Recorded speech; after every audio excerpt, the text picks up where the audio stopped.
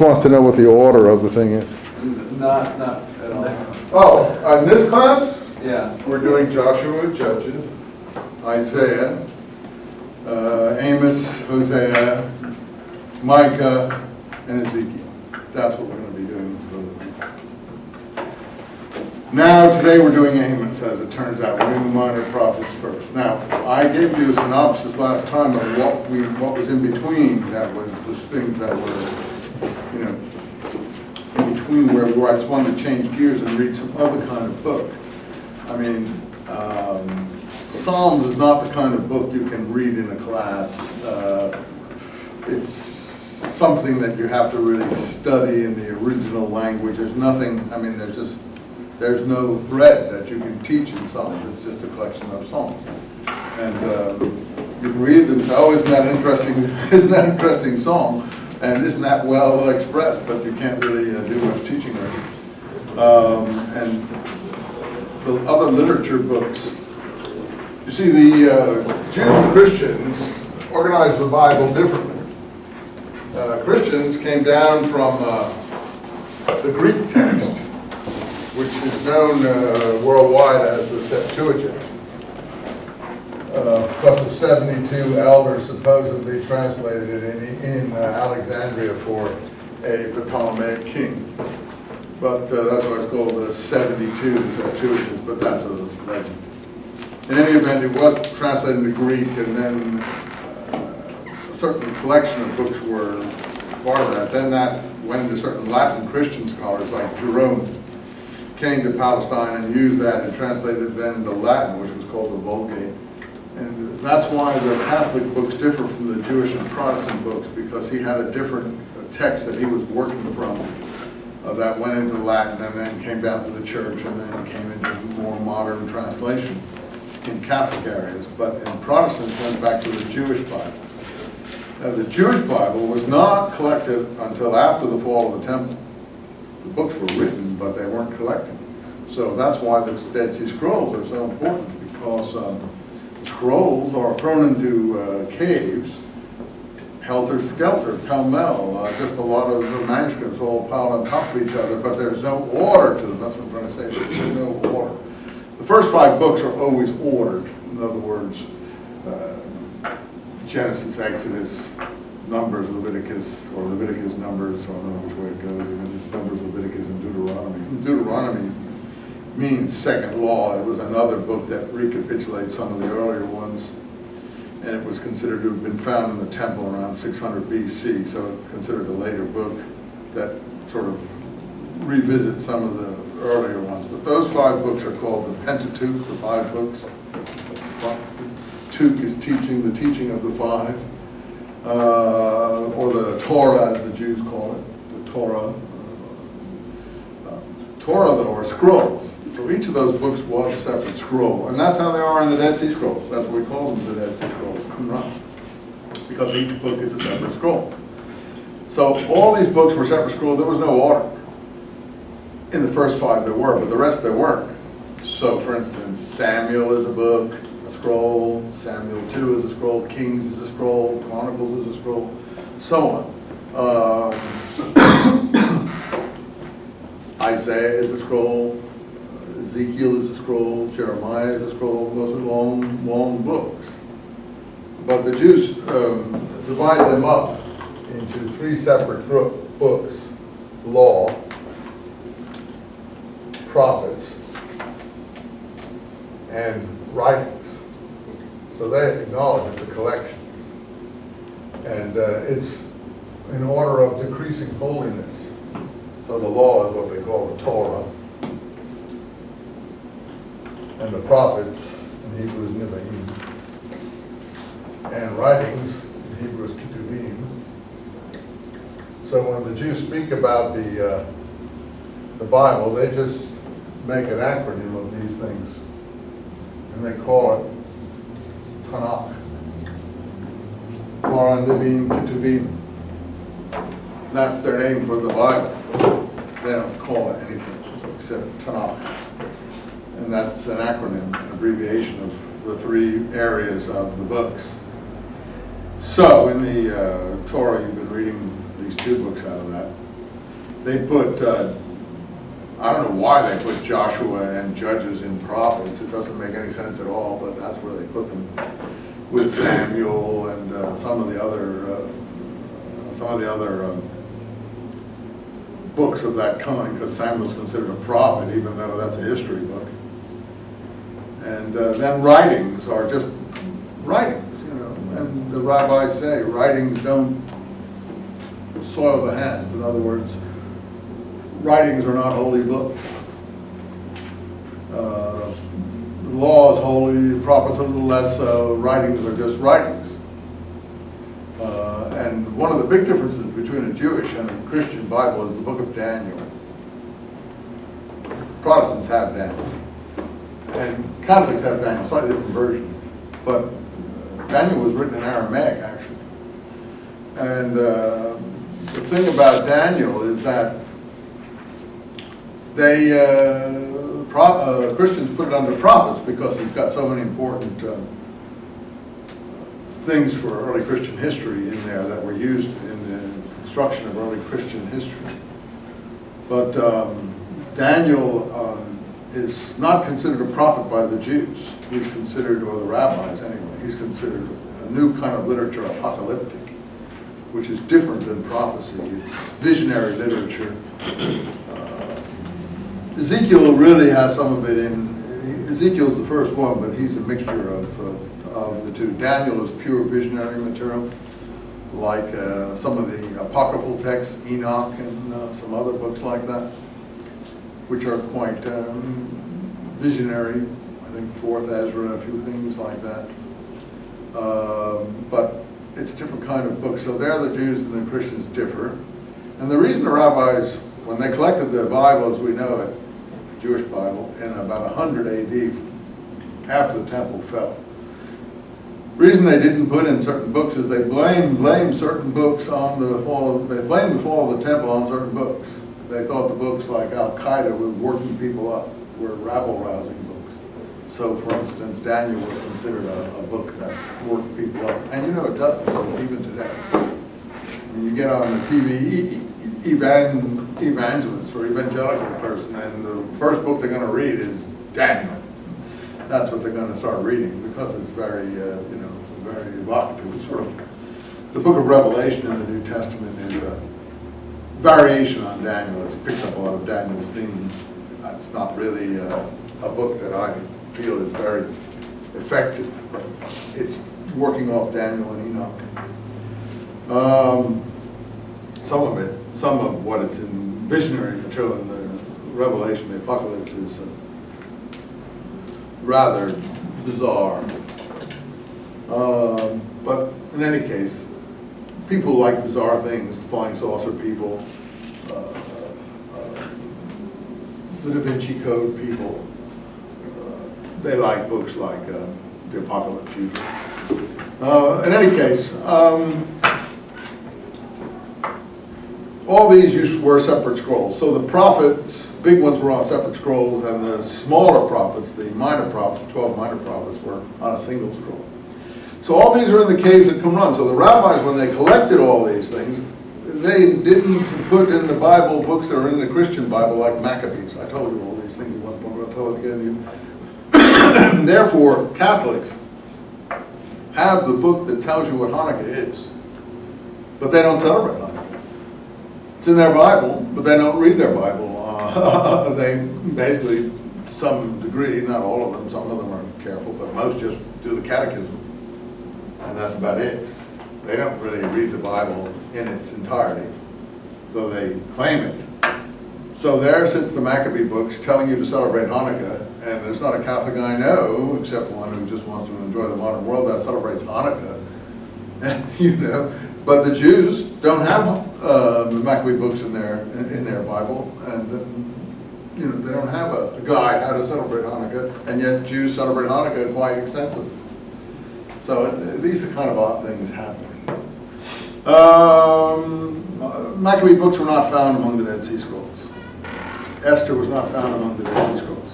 One of the problems with the rabbis, I said they said that literature like the scroll literature, they didn't say it, but now we know that's what they were talking about, caused the uprising against Rome, and therefore that brought disaster on the people, the uprising against Rome. It wasn't the crucifixion of Christ, as Christian theology later represented it in line with retrospective history, knowing that the temple fell, knowing that the Jews were destroyed. Then they built in this whole presentation that they suffered these things because of this event. But I don't think that that was ever the feeling in Palestine.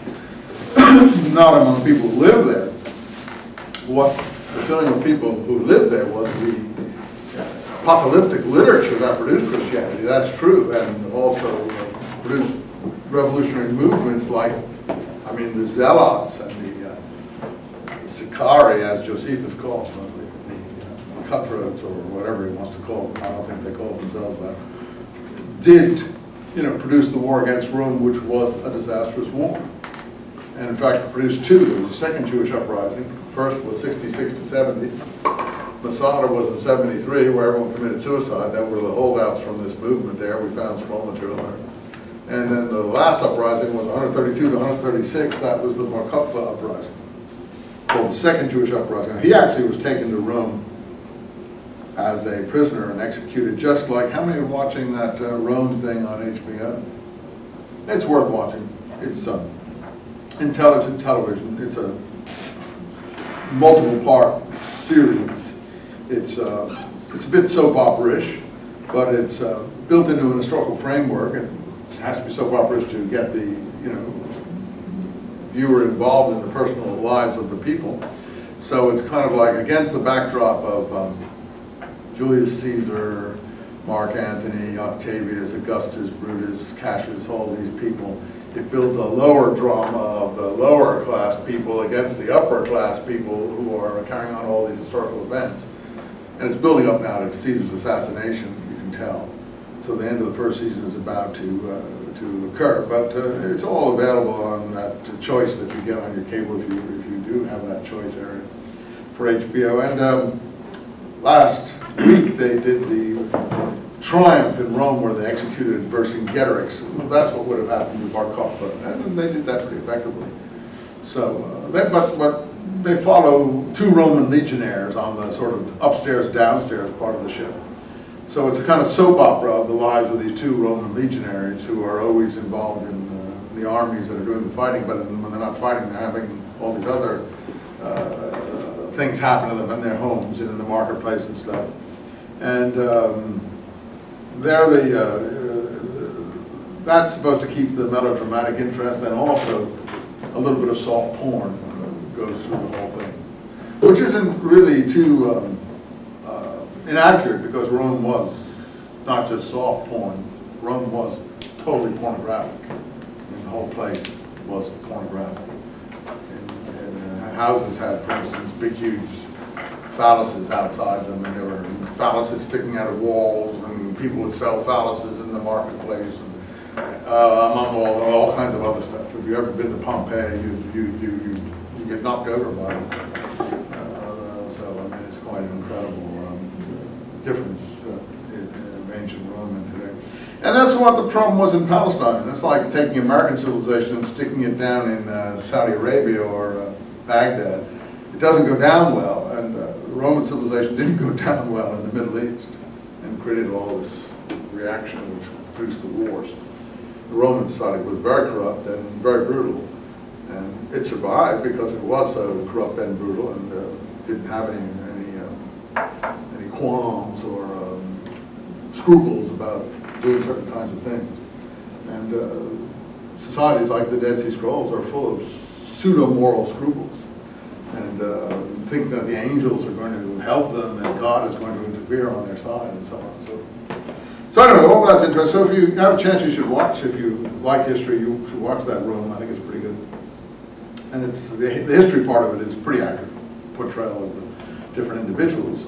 Mark Antony, Caesar, Pompey, it may be a little bit creative, but still it follows the line of what more or less occurred. Okay, your question now got me on that diversion. Having said that, let us go back to see where we are in our prophets. I told you last time, Amos is the first written prophet. we compared the different kings under whom Amos, Hosea, Micah, and Isaiah were written. And they're more or less the same. And we're talking about a time around 730 BC or so on and so forth. Now, in terms of what's happening in Palestine at this time, okay, to review it again, we had the conquest, which would be around 1200 to 1050 or so. Whether that's an accurate picture of the conquest, that would be for you to decide. Whether they all left or not, whether they melded with local groups that were already living there, that's for you to decide. Nobody has the answers to those. Whether everyone went to Egypt, whether a motley horde of ex-slaves, nobody agrees on that. But that's the picture that they present of themselves, and that's what we have to go on. So, after this period of the conquest that we just did, you get the rise of the monarchy. And the monarchy arises first with, in the Samuel books, with Saul of Benjamin. It's in the middle, as you recall, that tribe. Don't forget, Benjamin is portrayed as the second favorite son of Rachel. And so, fairly favored status, but not the level of Joseph, for instance. And in Judah, how he gets so powerful and why he should have been favored is just a matter of power, I think. He's not presented very positively in the stories. He gets a little bit of assist in the Joseph story when he tries to supposedly save Joseph to some extent. But then you have the Tamar story and some other negative stories. In any case, Judah is power in the south. And Jerusalem is not conquered till David's time. So the north and the south are pretty divided. Plus there's a Transjordan group known as Gilead. Gad, half Manasseh, and Reuben. So when David, who is Saul's supposedly one of his soldiers and one of his favorites and friend of Saul's son, according to Samuel, which is pretty intimate, and it sounds like there's a lot of truth to it. Saul's son is a very good bowman, and David is his best friend. And he gets killed in battles with the Philistines. Both Saul and Jonathan, the son, get killed. And David manages to escape. He goes and lives with the Philistines, according to the story, for a while. It's all in the Samuel books. And then he somehow gets a hold of the army and conquers Jerusalem and unites north and south. So for a while he's a big king, he's got a lot of women, has trouble with his sons, and that's all, basically what you're getting in the Samuel books. And then, as I told you, under Solomon, there's not a lot of control on Solomon. But by that time you're around 1000 to 950. And then Solomon's son can't hold the kingdom together again, so it splits up again in the north and south. So the southern kingdom is a little more primitive. It's called Judah. The Jew comes from Judah, Yehuda in Hebrew. The Arabs today, when they speak about Judah, they say in Arabic, oh, the Yahud, if the Yahud weren't here, we'd be okay. If the Yahud do this and the Yahud do that. So they actually have the pronunciation of Judah quite right. It's very ancient pronunciation, Yahud, Yehuda. And Yahud is a Arabic plural. They don't really speak about Israel, the Arabs. They speak about the Yahud. And that's the southern kingdom. Now, what happens to the northern kingdom? All these legends of the 10 lost tribes and things like that refer to the northern kingdom and also the Transjordan part of the northern confederation. They disappear somehow. And one of the things they disappear in relation to is the Assyrian conquest. So the Assyrian conquest would be around, mid-700s BC. And, if you've been to the British Museum, anyone been to the British Museum? They got wonderful, wonderful bas-reliefs from the Assyrian capital, Nineveh there. They took them all away. I don't know what point they stole them all. They've got them all there just as well because the Iraqis wouldn't value them anyway. So just look what the Afghans did to the Buddhist statues they had out there. You know, they just blew them up and stuff like that. So, or they would sell them off and stuff. So until they can get you know, control of their society and have some respect for the past, might as well have the British have it.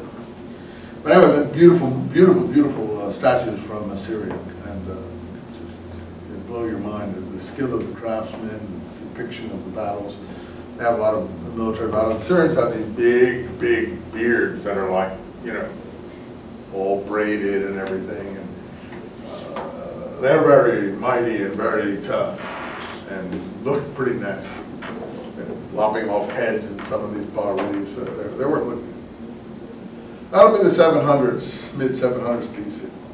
And they come into Palestine. And the north falls. But somehow the south, as I told you, miraculously survives. Partially because of this King Hezekiah, who built a water tunnel. It's called Hezekiah's Tunnel. He's a southern Judean king. And it's still there today. You can go see it. It really exists. I mean, this is where the Bible starts getting proven. I mean, it's not only is it there, I told you there's a plaque that they have, the workers saying we can hear the shipping, and then it starts to curve around until they finally meet up with the people coming the other way. It's an incredible thing. Anyway, it goes down to the water source, which is in East Jerusalem today, but you could dig way, way, way, way, way, way down in the bedrock, and then they go to the water source. So a conquering army could not cut your water off. You could go down and get the water. So they diverted the water under the city through these channels. That's Hezekiah's great architectural feat. Saved the city, and the city could hold out. It had good walls, and it could hold out. It's a strong point. It's a top of a ridge. So it's a strong hold, and you know, siege couldn't really dent it because the water supply was not effective. And they survived, and something happened back in Syria, northern Syria is where that is, and it's where all the American soldiers are now battling, and all the people coming over from Syria to sneak into Iraq to blow up bombs and stuff. That's where Syria would have been. Through the border between Iraq and Syria at the top of the Euphrates. In any event, because of this survival of the south under Hezekiah, and he's mentioned in Isaiah, I read you that historical portion, which is both in the Book of Kings. The Book of Kings and Chronicles is just a series of discussion of the different kings, but it doesn't go very deep into their reigns. It just says, oh, and he sinned, or he didn't sin, or he did sin. Some scribe is writing his opinion of whether this king was good or bad, but they don't really go to any depth, not like the early books. So those books really are not something you can really read in a class to any extent. They're something you can read to yourself. But the prophets you can read. And I think the outpouring of written prophecy, Amos is the first one. As you see, Amos was one of the shepherds, it says here, of Tekoa. The visions he had under Uzziah, Jeroboam, and Joash. Now, he doesn't mention Hezekiah, but I think if you look over here to a contemporary of his, so Hosea mentioned Hezekiah? Oh no, he mentions basically the same ones as Amos mentions. What about Micah? He should mention Hezekiah. Let's see.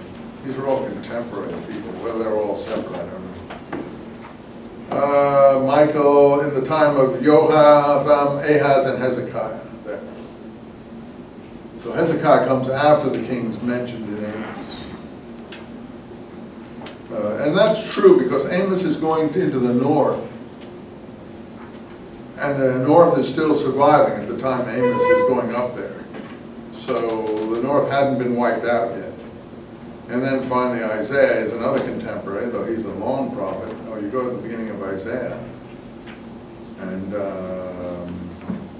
visions of Isaiah concerning Judah and Jerusalem, Uzziah, Jotham, Ahaz, and Hezekiah, 4 kings. Now, if you want to know who those kings were, you just go look up in the Book of Kings and read something about them. There won't be a lot, but there was something. So, we're in the 700 mid-700, 750 BC period. We have a divided monarchy. The north is centered in what's known as Shechem, Joshua's area, now known in the Arabs as Nablus. The temple is at a place called, of course, Bethel, where we had Jacob and everyone else stopping and Abraham and everyone putting down altars. That's connected with the northern shrine. It's in the southern part of the northern kingdom. The place is really in the highlands of Ephraim. That's where the north is. Ephraim is the principal tribe of the northern confederation, which is really Joseph. Which is why Joseph gets such heavy billing in the Bible, because Ephraim is his descendant. But we don't hear about Ephraim, just that blessing part at the end. But it's probably as a result of Ephraim's power that Joseph gets such a big blessing. You have to go forward in history in order to read it back. I'm afraid you have to do the same with the New Testament, but most people are unwilling to do that. In other words, you have to go down a century or two to see what people were thinking, to figure out why they portrayed Jesus in the way that they did. Because they weren't there, though they pretend that they were, and they didn't have tape recorders or anything, and Jesus didn't write anything. So we get to the point with scholars, we don't even know if there was a Jesus. And that's what we do the historical Jesus, because there's a scriptural Jesus, a theological Jesus. Historical Jesus, I mean, I know lots of people talk about, like, the teacher of Nazareth. I was reading the New York Times book review the other day. They're saying, well, besides, next to Abraham Lincoln, really the greatest man was Jesus before Abraham Lincoln was second type of person to him. Well, that to me makes Abraham Lincoln first, because we've got to find this person called Jesus. And the reason is because you're getting, like in the Old Testament, you have to go down some generations to find the people who wrote the material, and then think what was in their minds as they were portraying this person walking around Palestine. And you know, the believers in the room will not agree with me, but I'm sure I can prove everything that I'm saying there. So finally, about Jesus, to my mind, Jesus is a composite portrait of persons, highly influenced by Hellenistic literature, very Hellenized in the sense that the doctrine he's preaching is more Neoplatonic and Platonic than it is Palestinian, and very little in common with the Palestine of that period. But some of the events portrayed, crucifixions and things like that, were happening to rabble-rousing sort of charismatic leaders who were all being killed in the way he is portrayed as being killed. So there's a composite problem. Minus the theological stuff out of the Bible and stuff, was there someone named Jesus back in the day? Isn't there Roman documents? No, there's nothing. I've heard the One. Isn't there one mention of him in Josephus? Yeah. James. Oh, they all think that's like interpreted. The best proof of Jesus is that James and there was a brother. But that doesn't mean that there wasn't a Jesus. It's just is that what he did? Is that what he said? Is that what he taught? In other words, I'm saying the character portrayed is not any more than Joseph represents Joseph. The character portrayed in there, we like literature and we like to think that really happened, but the character portrayed, there may have been a crucified Jesus, which I agree there probably was some crucified, because Paul says that he preaches the crucified Christ, or the crucified. So he is the earliest witness we have, but he never saw any Jesus, and he doesn't know anything about Jesus, which he should do because he lives at that time. He was in Palestine at that time. Where was he? Yet he only has an experience of a supernatural Christ talking to him from heaven. He's the earliest written record that we have. And if you look at Paul, he doesn't know anything about the historical Jesus. He knows two things. Someone was crucified, and he had a brother called James. That's all he knows. He doesn't even mention, for instance, the other James, John and James, the son of Zebedee. He doesn't mention people like that. And so these are much later sort of things. But anyway, getting down to the point. Historical Bible. Roman document, nothing. Except interpolated material in Josephus. one document says, and they made propaganda on behalf of one Chrestus. That's in, I think, Tacitus. But that doesn't show any knowledge of what Chrestus represented in Palestine. That just knows that the Jews were making propaganda in Rome on behalf of a Messiah figure. But it doesn't tell you anything about the Jesus in Palestine. Nothing historical. So Josephus, everyone considers that the witness to Jesus and Josephus interpolated. That means written later. And so, yes, Josephus may have covered it, but he didn't do what the notice we have now says he did. That's what all scholars agree on. The question is, did he doctor the James notice? No, I don't think that he doctored that because it's not supernatural. It's just a pretty straightforward notice. Yeah. So the antiquities have been redacted a bit? Yeah, because monkish and other people copied them. They came down through Christian hands. It's not denying them. I mean, they didn't come to, the Jews don't have a copy of Josephus. Well, he was a traitor, so why would anyone keep a copy of him? They didn't like him anyway. He was a turncoat. But he survived because he was a turncoat. If he hadn't survived, if he hadn't been a turncoat, he never would have survived. He went and he did the most unforgivable thing you can imagine. He applied the most precious prophecy of the Jewish people to the conqueror of the Jewish people and the destroyer of the temple. Well, I mean, he did it to save his skin. That's cynical. So see, we know a lot about Josephus. I can get a lot of information about Josephus because it's documentable material. But Jesus, no.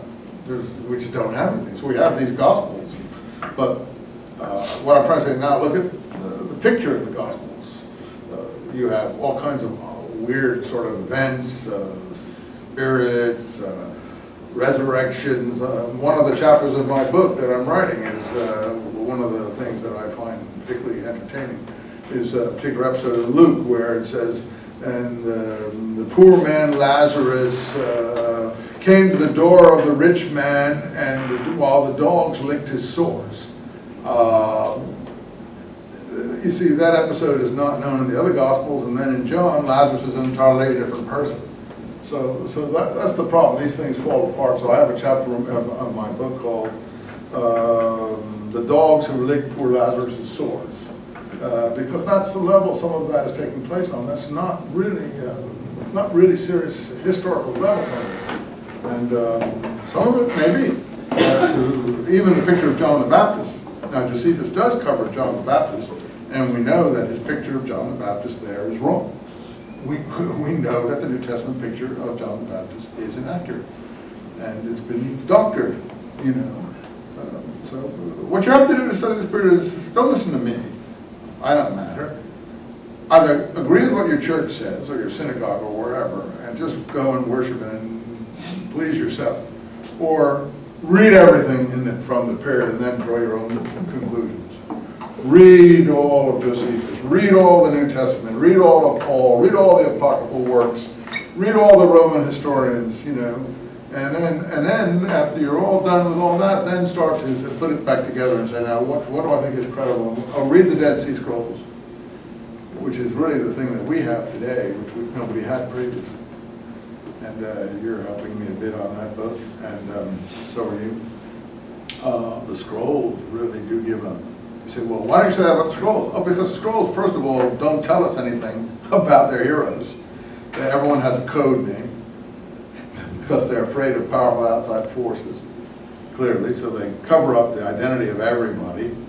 They speak in riddle and code. But two, the scrolls are totally consistent. They're not importing any quasi-historical material. Everything that they say is just like down to earth. It's not, their beliefs are crazy, but any historical data they give is just down to earth. It's not supernatural. So I mean, their crazy belief is that the angels are going to come down from heaven because the camps that they're gathering in to fight this final apocalyptic war against all evil on the earth, the angels are going to come down and join their camps, and join them in their camps. And the reason that they have to be totally pure, not corrupt, no sexual things like the Romans, not full of pornography, even if you have a wet dream at night, and I'm not kidding, they have that in the literature. If you have a wet dream, you got to go and bathe. If your penis is exposed, it's in some of the documents of the scrolls.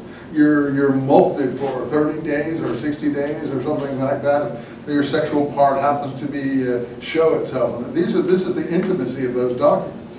I mean, that's really nitty-gritty stuff, which is a total other side of the coin from what you're getting in the other. So the scrolls have a lot to tell us, because people don't realize in that chapter that you were going through for me, that chapter, the star came to Damascus. That's all about the messianic prophecies in the scrolls, and they're the same prophecies that the Christians are using. They're all the same prophecies. And all the proof texts that the Christians are using are in scrolls. But of course, it's a totally different interpretation. You have to follow the law. You have to be totally pure. You know, things of that kind. You can't have the Messiah sitting with prostitutes, sinners, tax collectors. Well, that's very good for overseas consumption, but it wouldn't go down in Palestine. You know, that makes all the people over in the Roman marketplace feel good. You see, that's what I mean. But it doesn't make anyone in Palestine. It's not going to go down in Palestine. So you say, well, that's the point. He was different. Well, no, because then he wouldn't have been a popular messianic leader in Palestine, which he's portrayed as being. And his successors are portrayed. So you've got to sort of begin to weigh. I mean, what kind of Messiah were they expecting? Why was this person popular, if he was popular?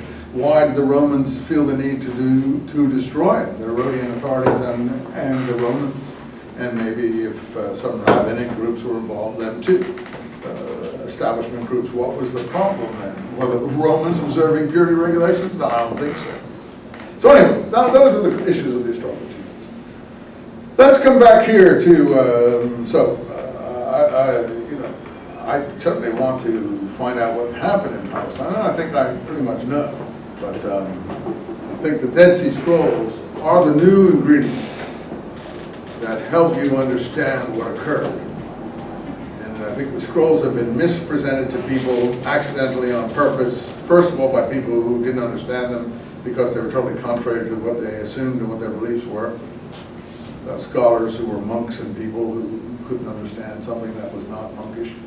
And the scrolls are the literature of the Messianic movement in Palestine. They are the literature, like Al-Qaeda, fueling these revolts. And they were put in the caves because of the,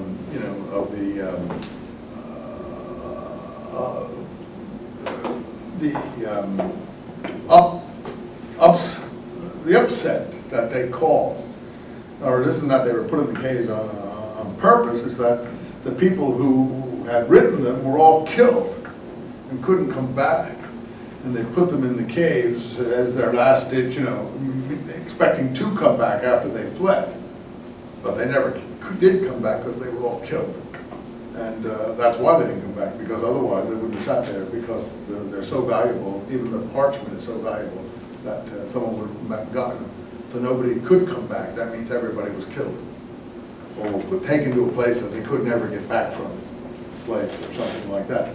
But this, what we have, is something that no other generation has ever had, and it tells us what the Messianic movement really looked like in Palestine. That's why I think I know what happened. Yeah. Just quick, I think I heard that before, but that Jewish sect, did they have a name? Essenes? Essenes? Yeah, they call the scrolls Essene literature. Now, those are names we know from Josephus, from Philo of Alexandria, from the Roman geographer,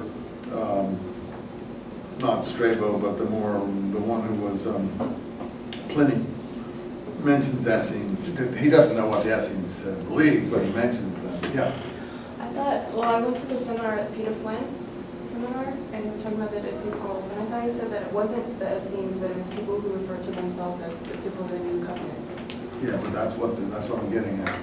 You see, the Essenes are portrayed in Josephus and Philo and others in a certain way. But since we're calling this Essene literature, you have to define Essenes not by what Josephus and Philo said they were, which is very similar to what the scrolls are, but not completely. But what the scrolls say they were. So someone like Flynn will say, oh yes, these are the people of the New Covenant, or what does he say they are, the people of the New Covenant? Yeah. Well, Christians are the people of the New Covenant too, so I mean, that's not telling us a lot. I think that you can call them Essenes. as long as you define them not by what you're reading in a pseudo-history or secondary source, by what they say themselves. And therefore, if you look at what they say themselves, they're very aggressive, very militant, very apocalyptic. That's why I compare them to Bin Laden, actually. And they're not nasty like Bin Laden, in the sense that they're not going to cut your throat and hurt you in terms of if you're not an evil person or something like that. But they're not going to kill innocent people or anything like that. But they're interested in righteousness, totally interested in righteousness, and they're interested in the message in themselves. Anyway, so yeah, I should have done a scroll class last week. So Amos, you see, these kings are before the disaster in the north. So actually, you see that the coming of the Assyrians caused an outpouring of prophecy. That's not exactly true, because here are some who came before. But Amos is one of the only ones. Amos and Hosea are the only ones before. After that, they're all after. Isaiah, a bit. Now look at this. He's a shepherd of Tekoa. Where's Tekoa? Tekoa is in the south, not far from Bethlehem. It's out towards the Dead Sea as you go out from Bethlehem to the plain south and east of Bethlehem, before you start to descend into the divide, the below sea level sort of place where the scrolls were found along the Dead Sea. So I have actually, there are Jewish settlements out there. That's what's called settlements that everyone wants to uproot. I don't know why anyone wants to uproot anything. These are flourishing settlements where people actually are farming and have been living for several generations now. And they're not blowing up buildings and cutting people's heads off and doing this sort of thing. They are people who just want to get on with their lives. So because a lot of other people burn buses and burn suburbs and do all this sort of thing that we get a lot of attention in the news. So we feel that this is the reason that we must placate them in order to give them, like you would throw a bone to some hungry creature of some kind. This Tekoa that I visited is a lovely place today, but it's one of the places that will be uprooted if there's a final peace settlement, whereas it shouldn't be. The final peace settlement should let people stay where they are and allow people to go on about their business in the context of where they live. And if a person wants to be a part of the Arab entity, so that person will choose to be part of the Arab entity. If they want to be part of the Israeli Jewish entity, so they'll be part of the Israeli Jewish entity. There's no reason why you uproot places and say it can't be, one people can't live there and only another person can. That's ridiculous. So Tekoa is, I recommend you visiting it if you get a chance. It's a lovely little settlement, they call it kibbutz. And it's very, very lovely. Of course, you have to run the gauntlet now. Maybe if some people are shooting guns at you if you're going on the highway. But most of these people go back and forth every day to these places and don't have a lot of trouble. So I've not heard anyone really, I think someone was killed near Tekoa a couple of years ago, but that's not a lot of violence really. So he's a southern prophet is what I'm talking about. And he's prophesying 2 years before the earthquake, whenever that was. So, is this an authentic text? I think it is. How do I know? Well, we'll look at it and see. Yahweh roars from Zion and makes his voice heard from Jerusalem. And shepherds' pastures mourn, and the crown of Carmel withered. I don't know what all the images mean. I don't know what the crown of Carmel means. It really, you must have asked me, because Carmel is supposed to be in the north near the sea by Haifa today, but I don't think it's that Carmel he's talking about. There have been several places called Carmel. However, I think, I guess Elijah is portrayed in Mount Carmel. I don't know if that has anything to do with that image. But the main thing is the Lord, Yahweh, God, Jehovah, however you want to call him, is in Zion. That's where he is. The southern prophets, the prophets are almost all southern. The prophets are almost all pro-southern, pro-Judah. The prophets are very nationalistic. The prophets identify the seat of the Lord Jehovah with Jerusalem. For 3 crimes and for 4 of Damascus I have made my decree, and I will not relent. Now look at this little image here. Because they thrashed Gilead with iron threshing sledges. So Damascus, which was in the Genesis stories, a place where they built a little monument between Laban and Jacob, sort of out that way, what would be called Aramaic. We speak of Armenians today, but I don't think it's Armenians of the modern kind, it's Arameans of that time. Though Armenians further north consider themselves descendants of some of those groups, I don't think it's exactly the same, but there's a connection, in language perhaps. In any case, you see, Gilead was destroyed, it looks like, according to Amos here. Gilead is the 3 Jewish tribes across Jordan, and they were destroyed by the Damascus regime, which makes sense because Gilead is neighboring to Syria, Damascus. And so you see they thrashed Gilead with threshing sledges, which means they really did a heavy-duty destruction job on them.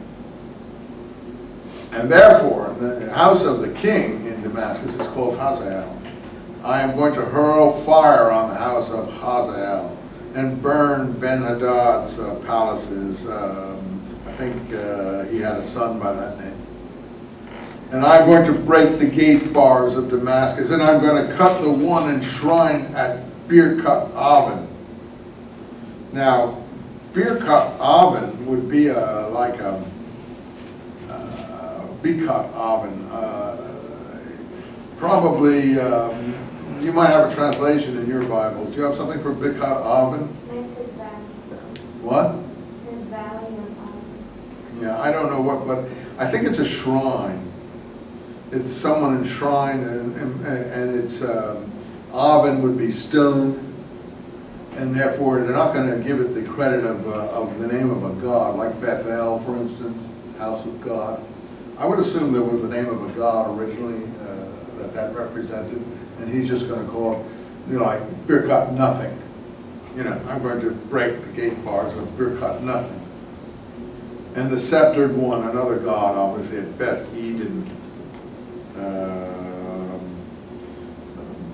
I have a footnote, 2 place names meaning valley of wickedness and house of pleasure, but I don't know if that's right. In any case, I think these would be shrines, Syrian shrines. And he calls them Aram, and the people of Aram shall go captive. They're going to be captive too, by probably the Syrians in the end.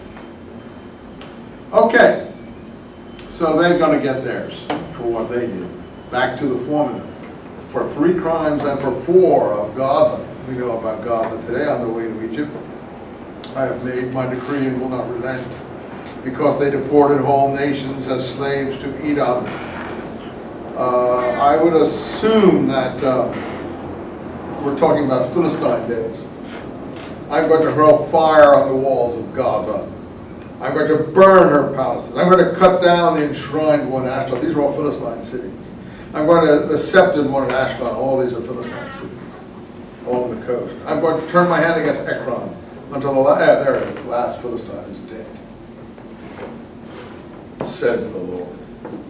Now it looks like either they've recently been destroyed or are about to be destroyed in Amos's time. So the Philistines are going to get wiped away, according to Amos, and they seem to have been done.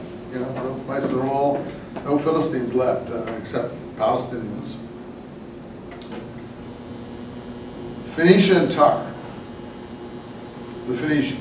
This is 700, so the Phoenicians are not the big kings of the heap they may have been in the 1000s. For 3 crimes and for 4, Tyre, which still exists in Lebanon, I have made my decree and will not relent, because you have deported entire nations as slaves to Edom. Edom seems to be getting all the, deportations here across the desert into the Jordan area, southern Jordan. And have not remembered the covenant of brotherhood. I'm going to hurl fire on the walls of Tyre and burn her palaces. Everyone's going to go down in smoke. This is pretty Bin Ladenish. For 3 crimes and for 4, Edom I have made, and Edom's going to get it too. I will not relent. Edom is a relative, don't forget, Esau's people, because he persecuted his brother with the sword. There it is. In fact, I didn't know that Esau persecuted Jacob to any extent. But the nation, he's talking about the nation. Stifling his pity, nursing his fury, cherishing his rage, I'm going to hurl fire on these 2 towns, Teman and Bozrah, and burn their palaces, which are seen to be capital sort of cities of the Edomites. Ammon, for 3 crimes and for 4, Ammon, I have made my decree and will not relent, because they disemboweled the pregnant women of Gilead. So Gilead was attacked from both sides, Damascus and from Gilead. And they obviously did some bad stuff there. In order to extend their own frontiers, I'm going to light a fire against the wall of Rabbah to burn up her palaces. Even to this day, the Jews call the capital of Jordan Rabbat Ammon, which is the Rabbah in Ammon. And the Jordanians call the capital what? Ammon. Ammon is from Ammon. That's what it's from. That's where it is. So the sound of war cries on the day of battle amid storms, the day of hurricane, their king shall go into exile, and he has princes with him. So this is all bad news for everybody. Moab, another of the Transjordan, across the Dead Sea. For 3 crimes and for 4, Moab, I have made my decree and will not relent, because you burned the bones of the king of Edom for lying. And then this condemnation as well for what they do to each other. Not just what they do to Israelites or Jews or anyone else, the way they behave generally. I'm going to hurl fire on Moab and burn up the palaces of Kiryat, and Moab shall die in tumult to the sound of war cries and the blare of trumpets. I will cut down the chieftain inside her, another god obviously, and slaughter all her princes with him, says Yahweh. Now Judah. It's not a big condemnation Judah gets. The biggest condemnation is being reserved for who? Israel's the big one. See, these are mostly formulaic. He doesn't know a lot what to say about these surrounding countries. And Judah, for 3 crimes and for 4, I made my decree, because you rejected the law of Yahweh and did not keep his teachings, because you had false gods, and which were led astray. I'm going to hurl fire on Judah to burn up the palace of Jerusalem. It's not a very big vision. On the other hand, it is for the Mosaic law and their lack of keeping it. Okay, now Israel. This is really why we're reading Amos, because of what he says about Israel. And this is going to go on into chapter 3, 4, and so on. Probably all the way, it's going to go almost on to the end of the book, which is 9 chapters.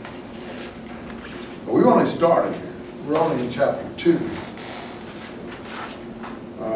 This is the first written prophet. And here's what they do.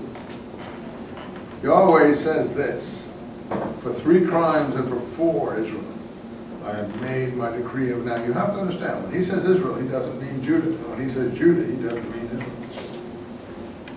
A lot of people who don't understand the history, we've just sent it forth, just think they're talking about the same thing. No, they're not talking about the same thing.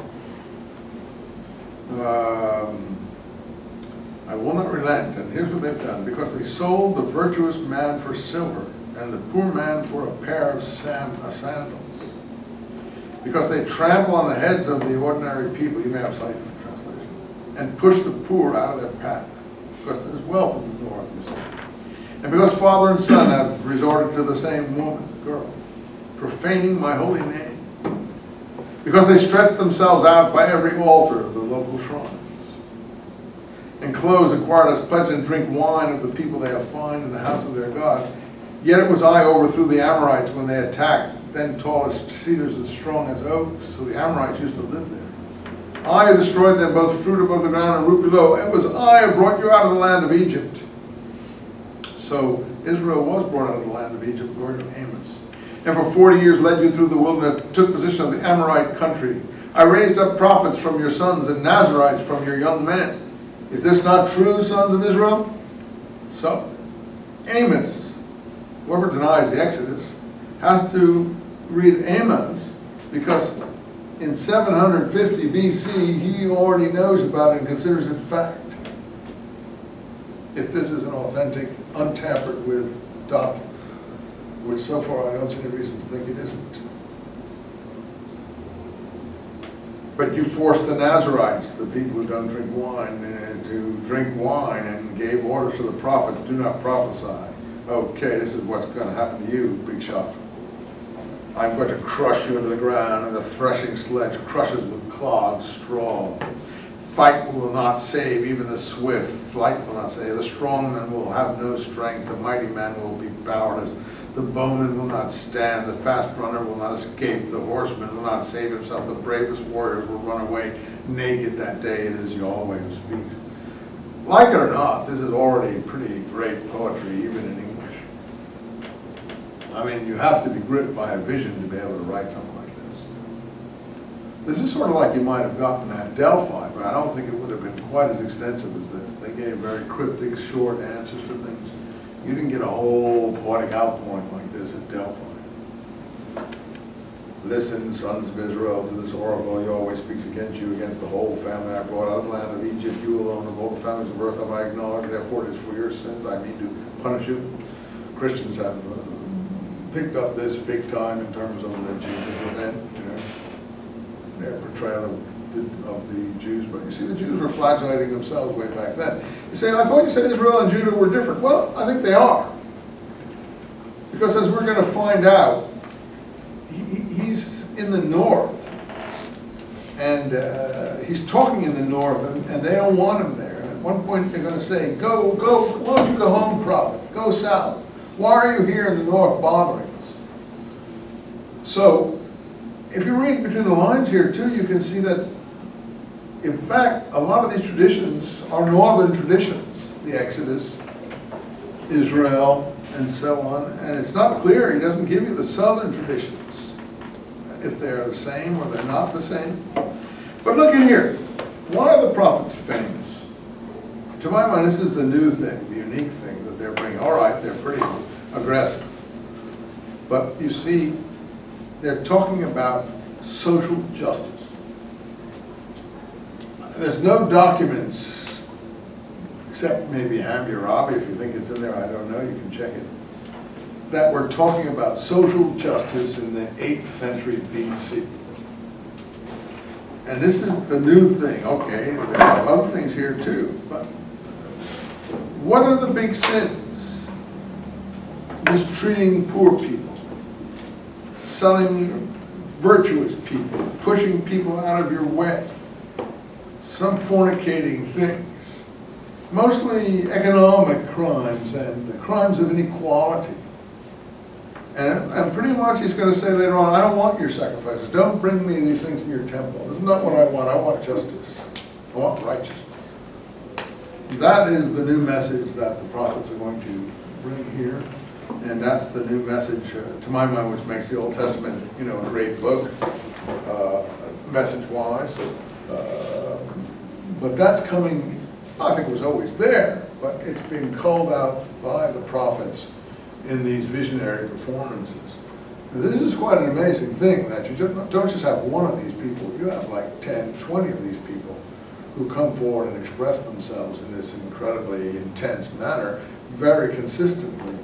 You look at the literature today, one guy's writing about drug addicts, the next guy's writing about his girlfriend in Orange County, the next woman is writing about her girlfriend in the gas station. I mean, you know, I mean, there's nothing consistent about any of it. It's just one person this, one person that, one person, okay, that's fine. But there isn't a whole current running through it that you can say, ah, that's what they're saying. So if you're looking for something, here it is. It's in these prophets. And this is where I think that the tradition rises to a crescendo, a climax, a culmination in this literature, which is why I'm reading it. And to my mind, Isaiah is certainly famous. But to my mind, the greatest of them all is Ezekiel. We'll get to Ezekiel at the end of the course. But let's build up to him here. Okay, so you can read a lot of this yourself. Line 7 of chapter 3. Having said, I didn't bring you out of the land of Egypt to behave like this. The Lord is not going to do anything without revealing it to his servants, the prophets. The lion roars, who can help feeling afraid? The Lord speaks, who can refuse to prophesy? So, they are the mouthpiece of God, like the Greek oracles were of their gods. And God doesn't do anything without telling the prophets first, according to them. And some of the other, like Ezekiel, the prophets are going to be warners. And Ezekiel is going to have a line that, if you don't warn the people first, then they don't know that they're doing something wrong. Then you, the prophet, are guilty. You have to tell them that they're doing something wrong. And so that they know in advance that they can repent or that they can stop doing that. And therefore the shepherds, the watchmen, as Ezekiel calls them, are as guilty as the people if they don't warn properly. So this idea of Israel killing all the prophets and stoning all that was sent to them, and blah, blah, I mean, that's just total nonsense. It's in the Koran, it's in the literature of the New Testament literature. These people are not killed, they're not popular, but this whole tradition of them and no one's killing them. And they are supposed to. And Amos has been killed, none of them are killed. And they do their job. And Israel on the whole is very respectful of them. Obviously people don't like, even Schwarzenegger doesn't like bad news, and Bush doesn't like bad news, and no political figures like bad news. They avoid it, they hole up in the White House or something, but these messengers were not killed in Israel, as these documents try to make out. So, this is, you have to prophesy.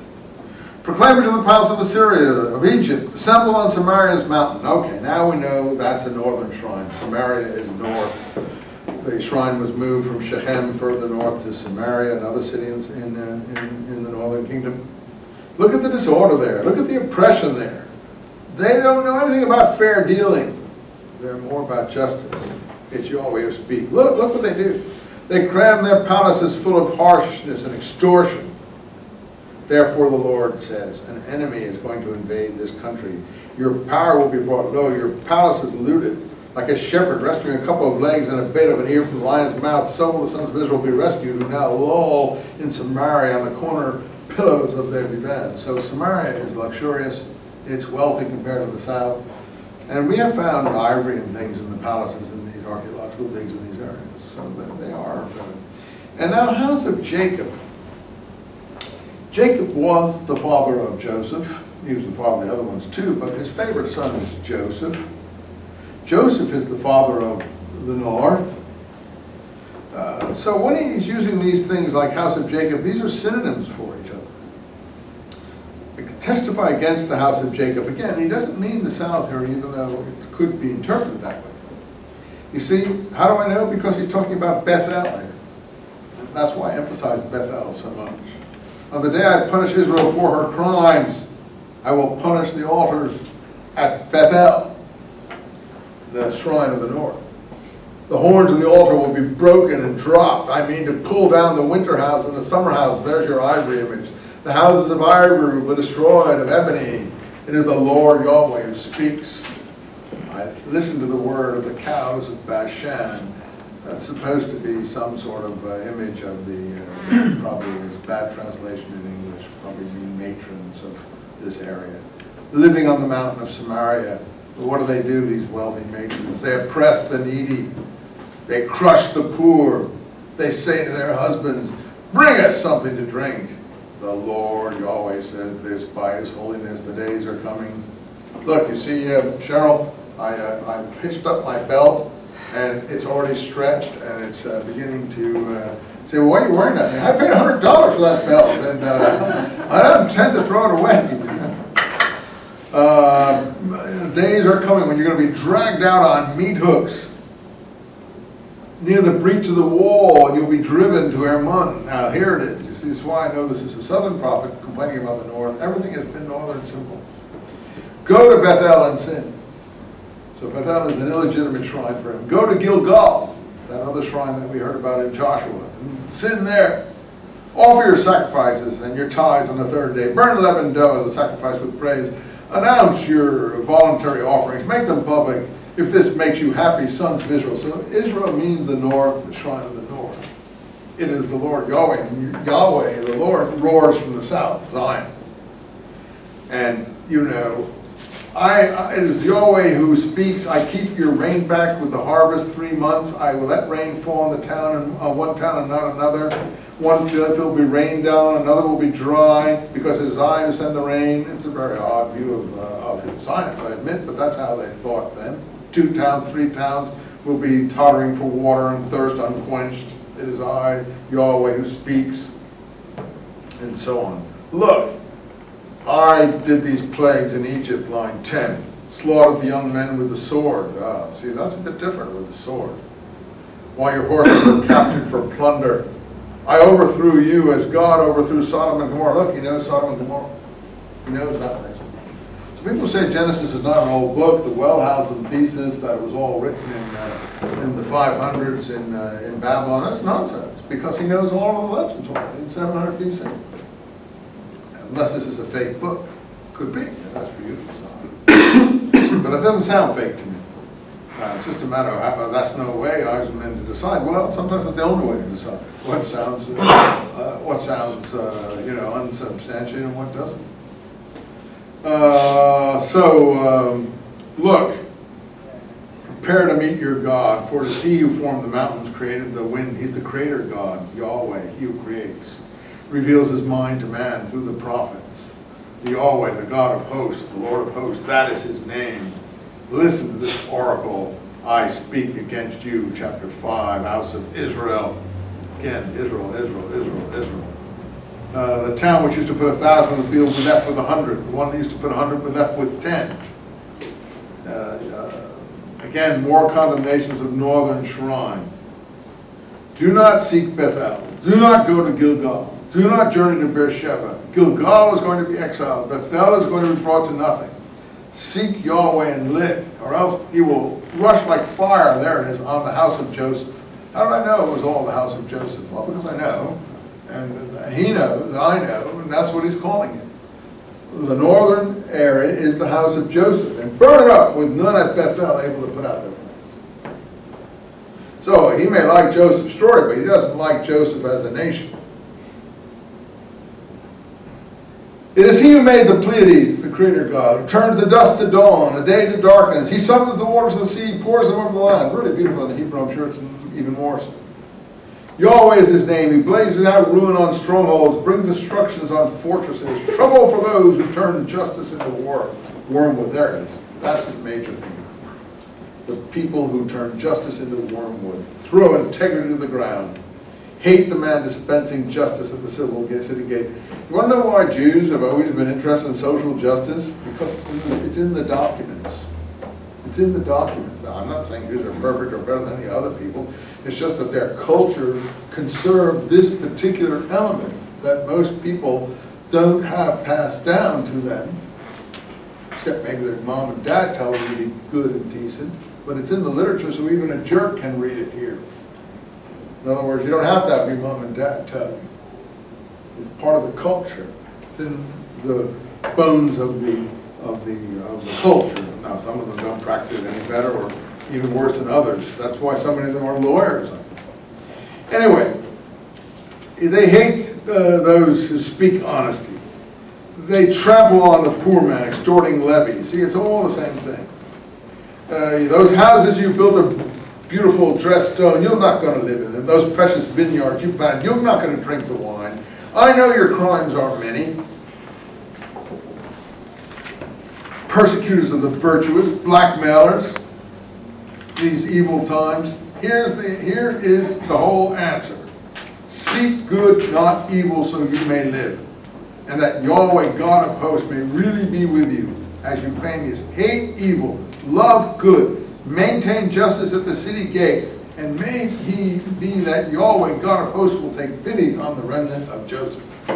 So he started talking about the remnant of Joseph in about chapter 2, right? And he's not done yet, and it's already up to chapter 5. But we've got the message now of what we have here. I'm going to let you take a break in a minute. Let me just read this one other thing. I'll come back to this, just to continue this theme. I hate and despise your feasts, line 21. I take no pleasure in your solemn festivals. When you offer me holocaust, there's a break here in mine. I don't know what the problem is in the text here. I reject your oblations. I refuse to look at your sacrifices of fattened cattle. Let me have no more of your singing. But here's what I want. I don't want your priests. I don't want your sacrifices. I don't want your temples. I don't want all these things. They may be fine and good, but I want justice. Let righteousness flow like water and integrity like an unfailing stream. Did you bring me sacrifice and oblation in the wilderness? Did you bring me sacrifice all those 40 years, house of Israel? Now shoulder Sakut your king. That's in the scrolls in the chapter you were working on for me there. Shoulder Sakut your king and Kaiwan your God. Those idols you made for yourselves. For I mean to take you far beyond Damascus. That's in the Damascus document. Into exile, saith the Lord. God of hosts is his name. So he's predicting the exile and so on. And he's saying, I don't want temples. I don't want priests. I don't want sacrifices. I want justice. I want righteousness. 20 hours. I'll see you at the 15 minutes or so.